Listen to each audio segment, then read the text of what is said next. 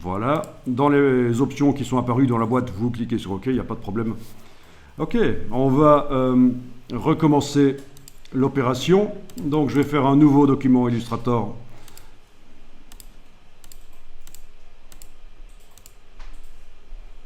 Touche F pour passer plein écran. Importer.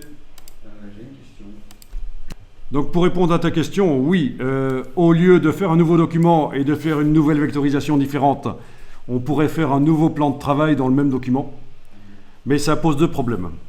Premier problème, ça alourdit, parce que la vectorisation précédente, les vecteurs restent dans le document, et au fur et à mesure qu'on fait ça, ça devient de plus en plus lourd pour Illustrator et pour l'ordinateur. Donc c'est plus léger de faire dans un nouveau document. Et deuxièmement, c'est apporter une notion supplémentaire ici pour des débutants, la notion de plan de travail multiple, et ça risque de compliquer les choses.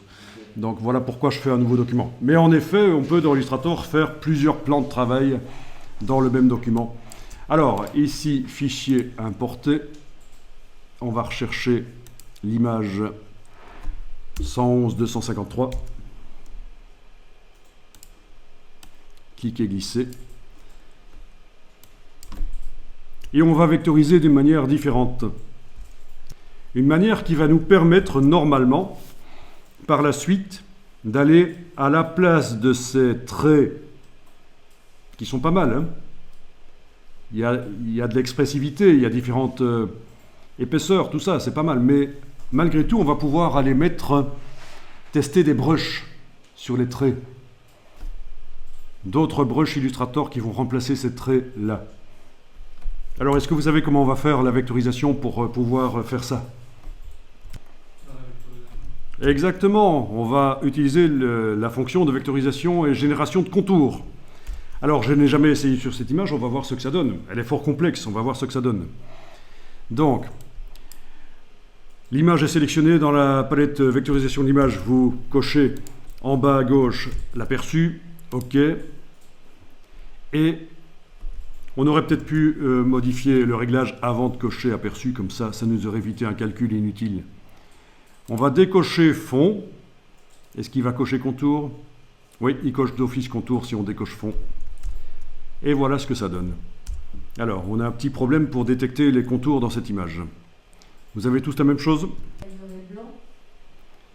Alors, non, ignorer le blanc dans ce cas-ci n'a aucune importance.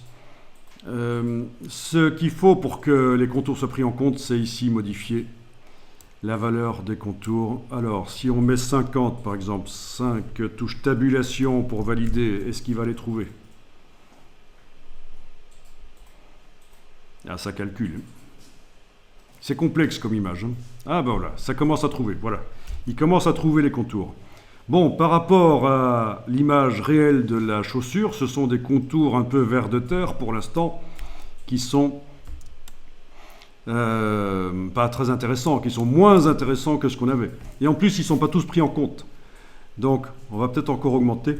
Donc, c'était une image quand même fort travaillée par rapport à ce qui vous avait été demandé, un simple redessin au marqueur. Mais c'est pas grave. Touche tabulation, j'ai mis 80, on va voir s'il trouve plus. J'ai mis 80 ici pour le contour. Ah, ça calcule sec. Hein. Ah, ben voilà, il a complété. Voilà. Donc, il faut indiquer l'épaisseur des formes, en fait, l'épaisseur des traits qu'on veut vectoriser en mode contour. Donc, là, il y avait quand même pas mal de traits épais à certains endroits dans cette chaussure. Si j'enfonce l'œil en face de résultat de la vectorisation, ici, on voit l'image. Oui, il y avait des traits épais à certains endroits. Alors, il manque des choses, mais on va faire avec, on va dire que c'est bon. Les choses qui manquent, elles pourront être rajoutées après, éventuellement.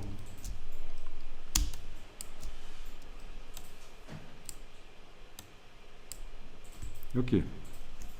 Donc, on obtient finalement des traits unis, pas très intéressants, moins intéressants que ce qu'on avait avant, parce que l'image était quand même assez intéressante.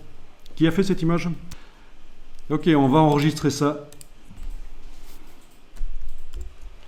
Donc, je vais appeler ça image 111 253.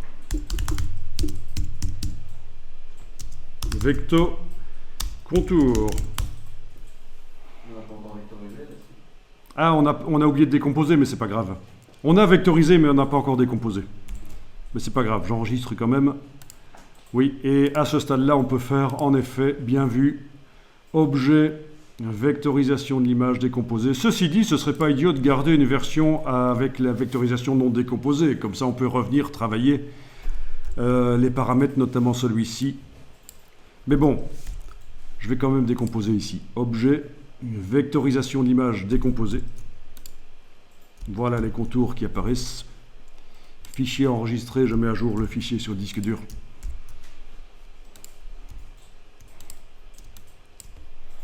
Alors, qu'est-ce qu'on a comme contour si on va avec la flèche blanche plus et qu'on clique?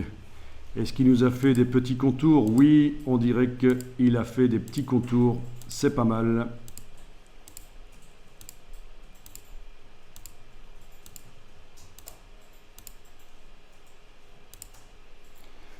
Bon. Plein de petits contours.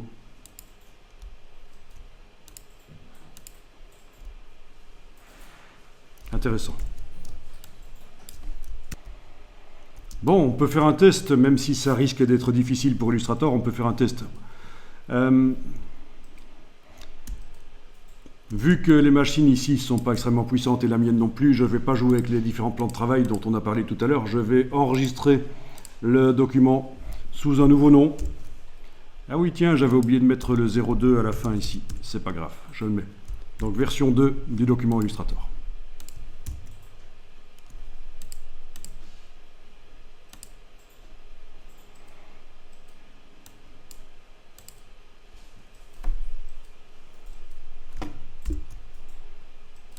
Voilà, et celle-là, dans le Finder, j'avais allé la renommer comme ça, voilà.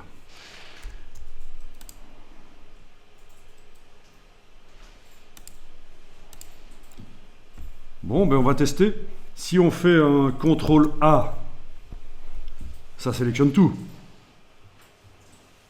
C'est comme si on englobait avec la flèche noire la totalité, ça sélectionne tout. Vous allez pouvoir aller dans la palette des formes, menu fenêtre, forme. Et vous allez tester l'application de cette broche artistique qui est la seule qui pour l'instant est livrée, mais il y en a plein d'autres qui existent dans Illustrator et des dizaines de milliers qui existent sur le web. Mais donc on va juste tester l'application de cette broche ici. Alors pour voir ce que ça donne, tous les vecteurs là nous empêchent de voir. C'est pour ça que vous pouvez aller dans le menu affichage et demander de masquer le contour de sélection. Et le raccourci c'est ici commande H ou CTRL H sur le PC. Voilà, c'est-à-dire que l'objet reste sélectionné, mais on ne voit plus les vecteurs et on peut donc davantage apprécier ce qu'on fait. C'est quoi qu'on a fait? Voilà. Et donc vous voyez ce que ça donne, la broche ici. Alors, au niveau de l'épaisseur, on peut tester différentes épaisseurs.